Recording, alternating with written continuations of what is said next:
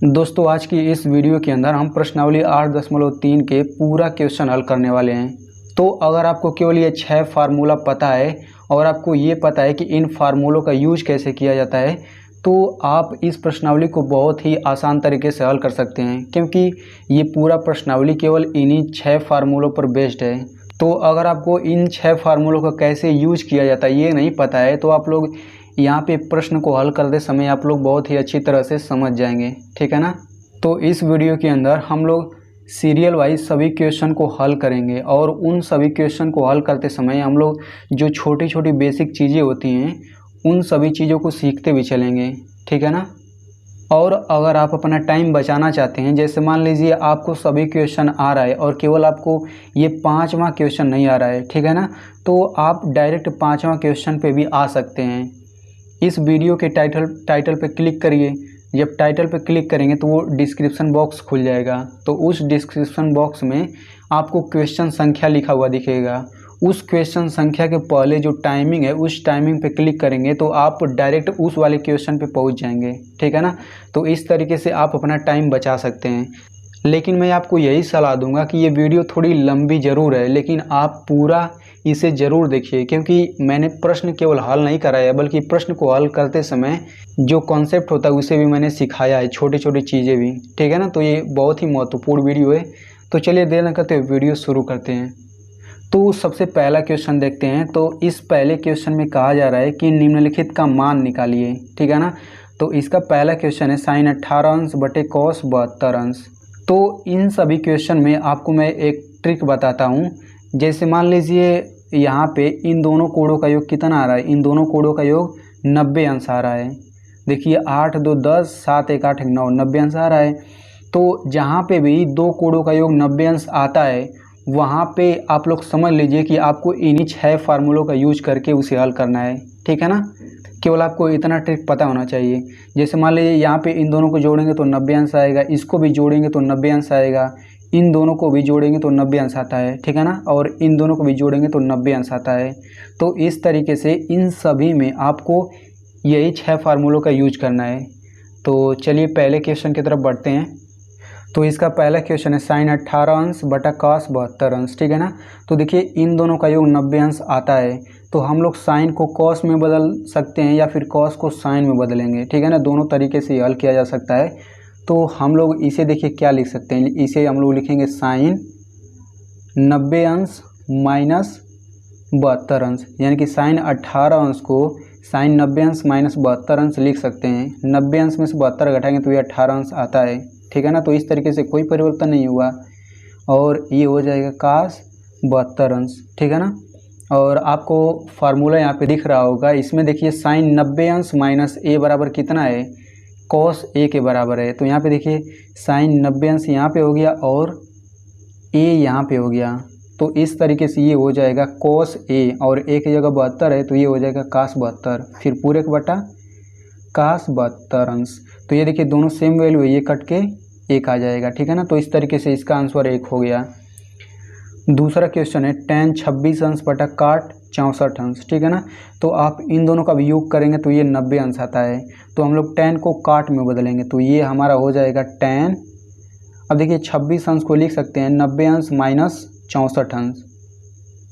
चूँकि इन दोनों का योग 90 अंश आता है तो इसलिए हम लोग 90 में से इतना घटाएंगे तो 26 अंश आ जाएगा। आप घटा के देख सकते हैं। फिर पूरे का बटा cot 64 अंश।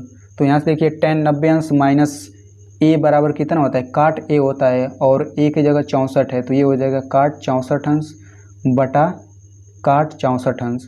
तो ये कट के 1 हो जाएगा। इसका भी आंसर 1 हो गया। आप इसका नीचे वाला भी बदल सकते हैं, यानी कि cot 64 को आप चाहें तो tan 26 अंश में भी बदल सकते हैं, ठीक है ना। तो दोनों में से कोई परिवर्तन करिए, कोई एक परिवर्तन करिएगा तभी वो कट के 1 आएगा। अब तीसरा क्वेश्चन है cos 48 अंश माइनस sin 42 अंश, ठीक है ना। तो इसमें केवल 1 को हम लोग बदलेंगे।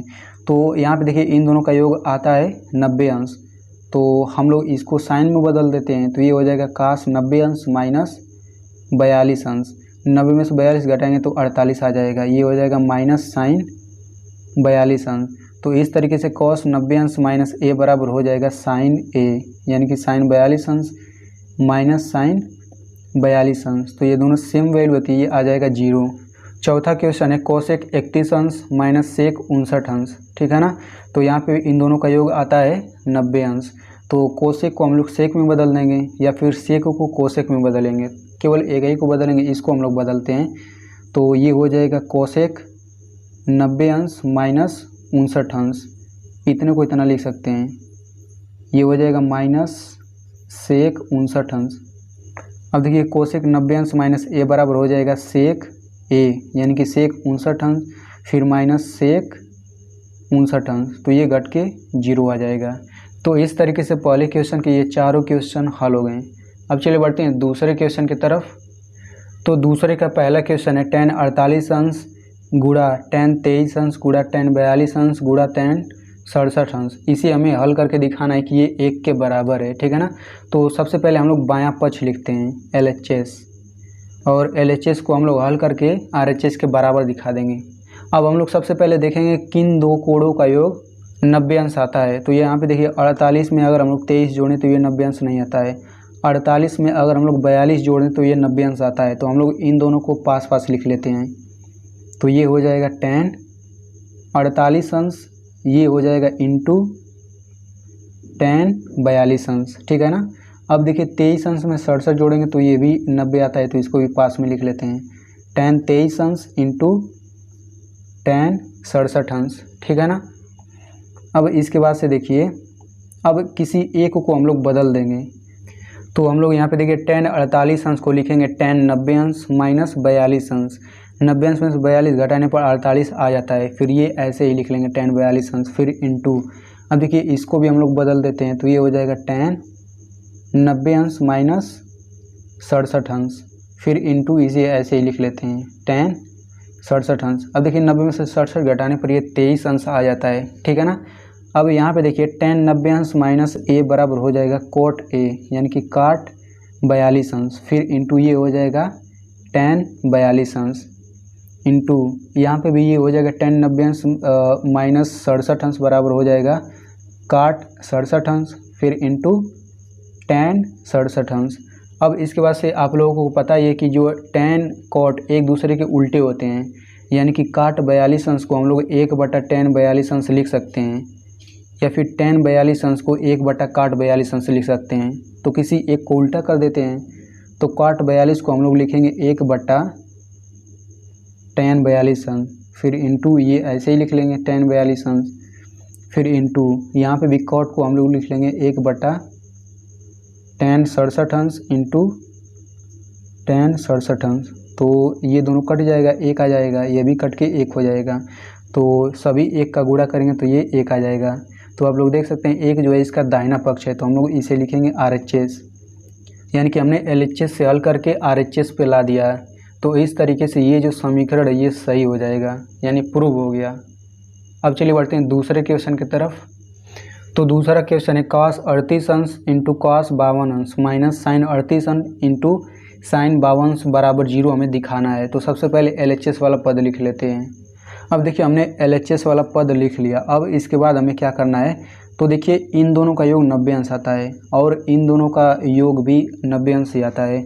तो हम लोग इस cos वाले 38 को sin में बदल देते हैं। तो ये हो जाएगा cos 90 अंश माइनस 52 अंश, ठीक है ना। 90 अंश में से ये 52 अंश घटाएंगे तो ये 38 अंश आ जाता है, फिर इंटू cos को ऐसे ही लिख लेते हैं cos 52 अंश, फिर माइनस। अब इसको भी बदल देते हैं, दोनों का पहला पद बदल देंगे, तो ये हो जाएगा sin 90 अंश माइनस 52 अंश, फिर इंटू ऐसे ही लिख लेते हैं इसे sin 52 अंश, ठीक है ना। अब देखिए cos 90 माइनस ए, ये हो जाएगा sin a, यानी कि sin 52 अंश, फिर इंटू cos 52 अंश, फिर माइनस sin 90 अंश माइनस a बराबर हो जाएगा cos a, यानी cos 52 अंश, फिर इंटू sin 52 अंश। तो अब आप लोग देख सकते हैं यहाँ पे देखिए cos 52 अंश इंटू sin 52 अंश है, और यहाँ पे भी cos 52 अंश इंटू sin 52 अंश है, यानी कि दोनों सेम वैल्यू है, ठीक है ना। तो इस तरीके से दोनों जब सेम वैल्यू है तो ये घट के 0 आ जाता है, और ये किसके बराबर है, ये बराबर है RHS के। तो इस तरीके से ये भी सिद्ध हो गया। अब चलिए बढ़ते हैं तीसरे क्वेश्चन की तरफ। तो तीसरा क्वेश्चन है, यदि tan 2a बराबर काट a माइनस 18 अंश, जहाँ 2a एक न्यून कोण है तो a का मान ज्ञात कीजिए। ठीक है ना। तो यहाँ पे देखिए जो तीसरा क्वेश्चन है और जो पांचवा क्वेश्चन है, पांचवा क्वेश्चन भी पढ़ लेते हैं। इसमें दिया यदि सेक 4a बराबर कोसेक a माइनस 20 अंश, जहाँ 4a एक न्यून कोण है तो a का मान ज्ञात कीजिए। यानी कि तीसरा और पांचवा बिल्कुल एक जैसे ही हैं। तो हम लोग सबसे पहले तीसरा हल करेंगे, लेकिन थोड़ा अच्छी तरह से समझ के हल करेंगे ताकि ये पांचवा हल करने में ज़्यादा दिक्कत ना हो। तो चलिए तीसरा क्वेश्चन हल करते हैं। तो सबसे पहले हम लोग लिख लेते हैं क्या चीज़ दिया है समीकरण। समीकरण हमारे पास है tan 2a बराबर काट a माइनस 18 अंश। हमें इसी में a कोण का मान हमें ज्ञात करना है।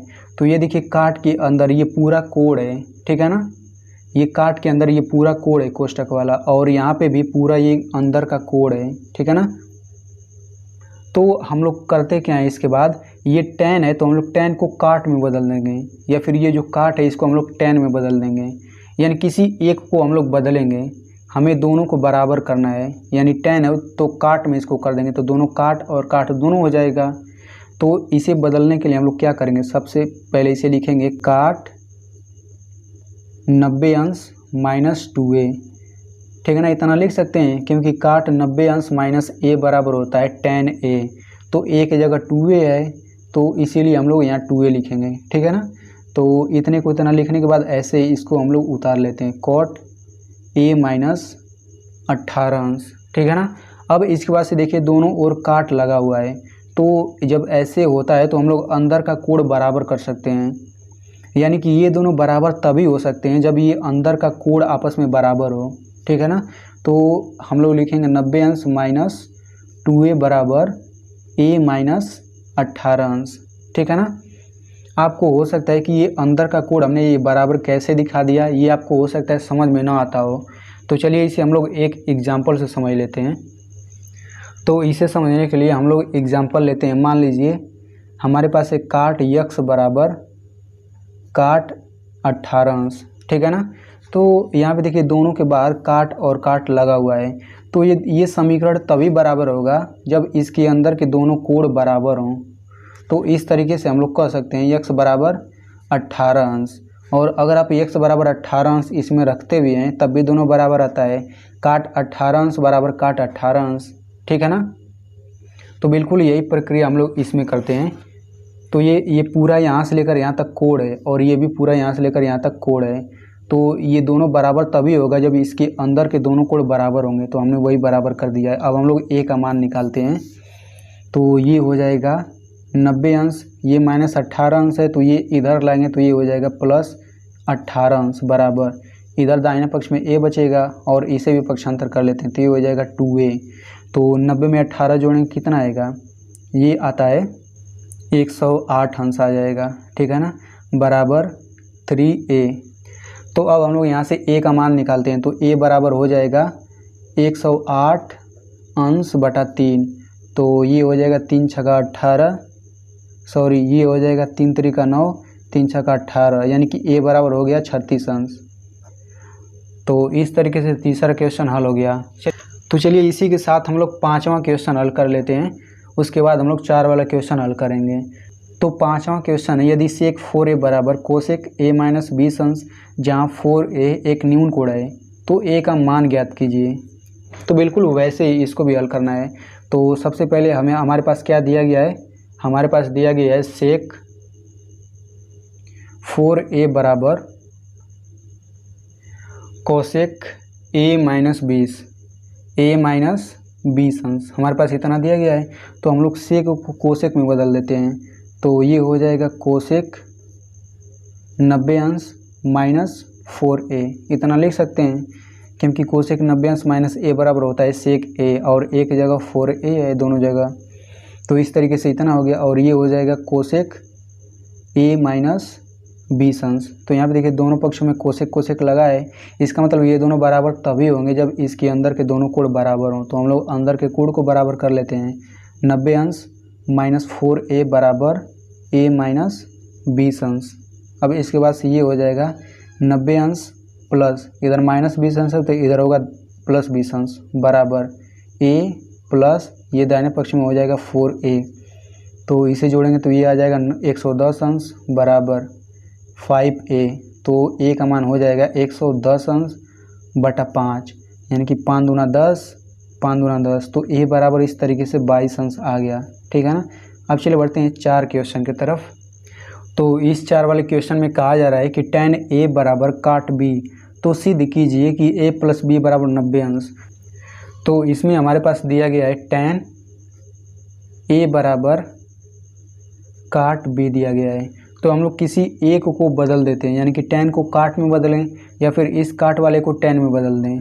तो हम लोग इस tan a को काट में बदलते हैं। तो हम लोग इसको क्या लिख सकते हैं, इसको लिख सकते हैं cot 90 अंश माइनस a, इतना लिख सकते हैं, क्योंकि cot 90 अंश माइनस a बराबर tan a होता है। तो इसके बराबर ये हो जाएगा काट b। अब देखिए दोनों पक्षों में काट और काट हो गया, तो यानी कि अब कोण भी बराबर होंगे। तो हम लोग कोण बराबर कर लेते हैं। 90 अंश माइनस a बराबर ये हो जाएगा b। तो यहाँ से ये हो जाएगा 90 अंश बराबर, ये पक्षांतर कर देंगे इधर, तो ये हो जाएगा a प्लस b। तो इस तरीके से हमारे पास हो गया a प्लस b बराबर 90 अंश। तो इस तरीके से ये सिद्ध हो गया। अब चलिए बढ़ते हैं छठे क्वेश्चन की तरफ। तो इस क्वेश्चन में कहा जा रहा है कि यदि a, b और c त्रिभुज ABC के अंतःकोण हों, यानी कि त्रिभुज ABC के अंदर के तीनों कोण ABC हैं, तो दिखाइए कि साइन b प्लस सी बटे 2 बराबर कास a बटा 2 इतना होता है। ठीक है ना। तो ये भी बहुत सिंपल क्वेश्चन है। तो यहाँ पे हमें क्या दिखाना है, सबसे पहले लिख लेते हैं साइन b प्लस सी बटा 2 बराबर हमें सिद्ध करना है कास a बटा 2। ठीक है ना। तो इसे सिद्ध करने के लिए सबसे पहले हम लोग b प्लस सी का मान निकाल लेते हैं। तो इसमें साफ साफ दिया गया है कि त्रिभुज ABC में अंतःकोण ABC है। ठीक है ना। तो अंतःकोणों का योगफल कितना होता है, किसी भी त्रिभुज में अंतःकोणों का योग होता है 180 अंश। तो a प्लस b प्लस सी बराबर हो जाएगा हमारे पास 180 अंश। ठीक है ना।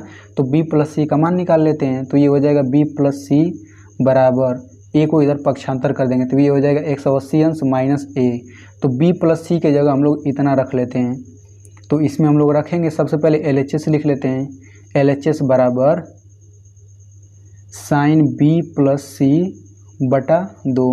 तो हम लोग साइन b प्लस सी के जगह हम लोग इतना रख लेते हैं। तो ये हो जाएगा साइन 180 अंश माइनस a पूरे का बटा 2। ठीक है ना। अब इसको हम लोग अलग अलग कर लेते हैं, अलग अलग कर सकते हैं। तो एक बार 180 अंश में 2 से भाग देंगे और एक बार a में 2 से भाग देंगे। तो इस तरीके से हमारे पास हो गया साइन 2 से 180 अंश में भाग देंगे पे आता है 90 अंश, फिर माइनस a बाई 2। ठीक है ना। तो देखिए साइन 90 अंश माइनस a बराबर होता है कॉस a। तो इस तरीके से ये हो जाएगा कॉस a बाई 2, क्योंकि a की जगह a बाई 2 है। तो इस तरीके से ये हमारे पास हो जाएगा RHS। ठीक है ना। तो LHS बराबर RHS हो गया। तो इस तरीके से ये सिद्ध हो गया। अब चलिए बढ़ते हैं लास्ट क्वेश्चन की तरफ। तो इस क्वेश्चन में कहा जा रहा है कि साइन 67 अंश प्लस कॉस 75 अंश को 0 अंश और 45 अंश के बीच के कोणों के त्रिकोणमितीय अनुपातों के पदों में व्यक्त कीजिए। तो इस क्वेश्चन में हमें करना क्या है, सबसे पहले हम लोग ये समझ लेते हैं। तो यहाँ पे देखिए 67 अंश है और यहाँ पे 75 अंश है। तो हमें इन दोनों कोणों को ऐसे बदलना है ताकि ये इतना कोण न रह जाए। इन दोनों की जगह ऐसा कोण आए जो 0 अंश से बड़ा और 45 अंश से छोटा हो। ठीक है ना। तो हम लोग साइन को कॉस में बदल देंगे और कॉस को साइन में बदल देंगे, तो वो इसका आंसर हो जाएगा। चलिए देखते हैं। तो सबसे पहले हम लोग क्वेश्चन लिख लेते हैं साइन 67 अंश प्लस कास 75 अंश। ठीक है ना। तो इसे हम लोग लिखेंगे साइन 90 अंश माइनस, अब यहाँ पे हमें ऐसी संख्या लिखना है ताकि 90 अंश में से घटाएं तो वो 67 अंश आए। तो हमें वो संख्या पता करने के लिए 90 अंश में से इतना घटाना पड़ेगा सबसे पहले। तो हम लोग 90 अंश में से 67 अंश सबसे पहले घटाते हैं। तो ये आ जाएगा 3, 8 में से 6 घटेगा 23, यानी कि 23 अंश होगा। यानी कि 90 अंश में से 23 अंश घटाएंगे तो ये 67 अंश आ जाता है। ठीक है ना। फिर प्लस वैसे यहाँ पे भी करेंगे तो ये हो जाएगा कास 90 अंश माइनस कितना घटाएंगे 75 अंश आ जाए। तो काश 75 अंश को हम लोग लिख देंगे काश 90 अंश फिर माइनस। अब यहाँ पे कौन सी संख्या लिखें ताकि घटाएं, तो 75 अंश आए, तो इसके लिए 90 में से ही हम लोग 75 घटाएंगे, तो ये हो जाएगा 90 अंश माइनस 75 अंश। तो घटा दीजिए, 10 में से 5 घटेगा 5, यहाँ पे 8 बचेगा, 8 में से 7 घटेगा 1, यानी कि यहाँ पे हम लोग लिखेंगे 15 अंश।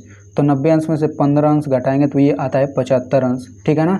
अब देखिए साइन 90 अंश माइनस ए, ये किसके बराबर होगा, काश ए के बराबर होगा। फिर प्लस काश 90 अंश माइनस ए, ये किसके बराबर होगा, साइन ए के, यानी कि साइन 15 अंश के। अब देखिए यहाँ पे दोनों कोण 23 अंश और 15 अंश, ये दोनों कोण 0 अंश और 45 अंश के बीच में ही आते हैं, तो इस तरीके से ये इसका आंसर हो गया। तो इस तरीके से ये पूरा क्वेश्चन हल हो गया। आई होप आपको पूरा क्वेश्चन अच्छे से समझ में आया होगा। अगर कहीं पे डाउट है तो आप कमेंट करके पूछ सकते हैं।